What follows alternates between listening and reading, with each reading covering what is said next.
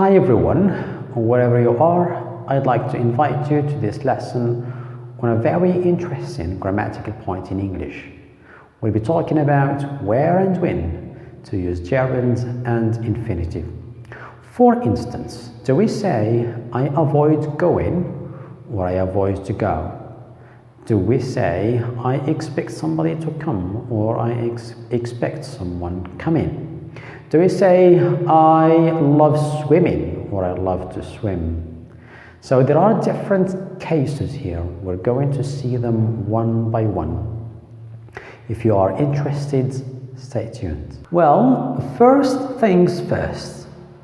First of all, what do you mean by gerund? Gerund simply means verb plus ing. As an example, we have the verb play, we add ing. Revise, so we drop E and we add ing.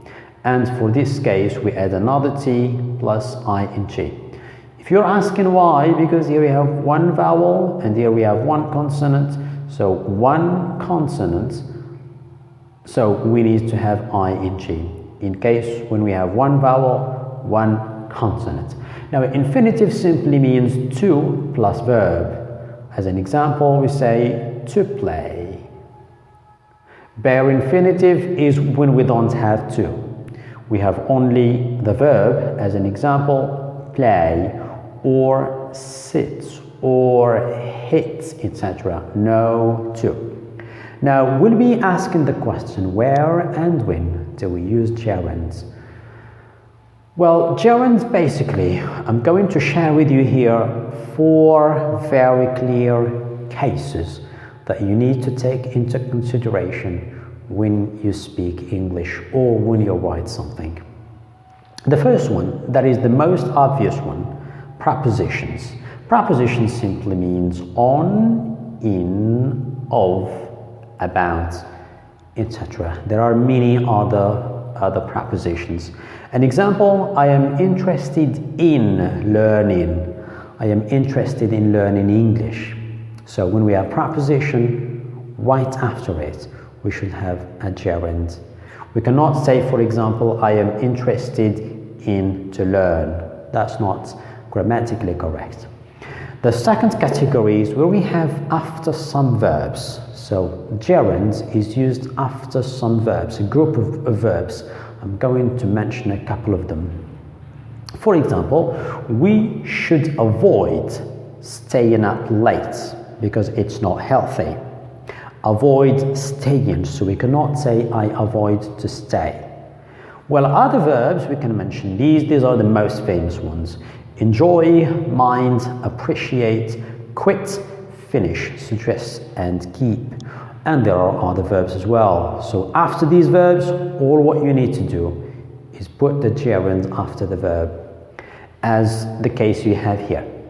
For the third case, we've got gerund after some expressions.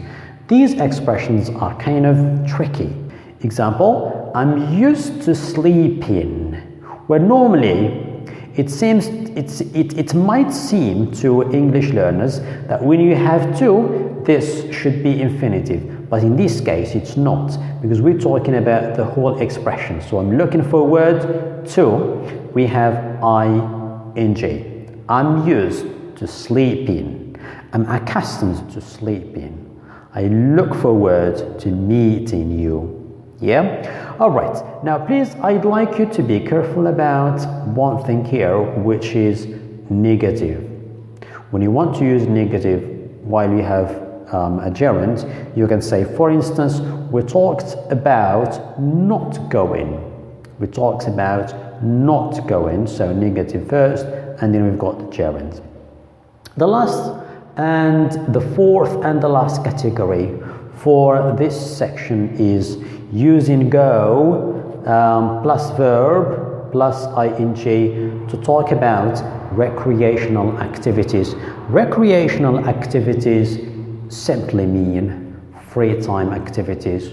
When you've got some free time and you do certain activities that you love and enjoy, these we call them recreational activities. Examples here we say, I go fishing. I go running, I go swimming, or I go shopping. Alright, and there are many other ones. Well, ladies and gentlemen, this is the first part of this lesson. Stay tuned, we're gonna move to the second part. Hi once again. So, we'll carry on with the second part of this lesson, and that is infinitive. We said earlier that an infinitive is to plus the verb. Now, there is a group of verbs that you should learn by heart and know that they are always followed by infinitive. Here are some examples. We say, I hope to see you again, or I promise to be there. So we cannot say, I hope seeing you, or I promise being there. These two verbs are always followed by infinitive. And here is a list of other verbs. Hope, plan, decide, want, expect, need, would like, offer, and agree. The second category is when you have, so for the first category you have the verb plus infinitive directly. For the second one we have verb plus a pronoun or an object, and then plus the infinitive. I told him to come. He asked her to stay. So here is the object's pronoun. The third category is when you have the passive voice. So for example, I was told to go. Here is the infinitive, and this is the verb tell, but it is in the passive. I was told to go. They were ordered to stop. This is the infinitive. The last part in this lesson is when you have bare infinitive. I let my kids play, so we use it when we have let. The verb play is bare infinitive, that means without to. I made my brother help me. I made, the verb here is make. Made my brother help. So it is bare infinitive. There is no to. I should always have plan B. Should always have, this is bare infinitive. So we use also bare infinitive when we have modal verbs as, so modal verbs as can, may, should, will, would, etc. The last part we've got when we have both cases where we can use gerund or we can use infinitive, and in both cases they are correct. It's going to be with gerund, it's going to be with infinitive. These verbs we can include love, like, hate, dislike, begin, continue, or start. So in this case you can say I love going or I love to go. Well, I hope that you got benefit from this lesson, and you, in a way or another, you see when and where to use gerund or infinitive.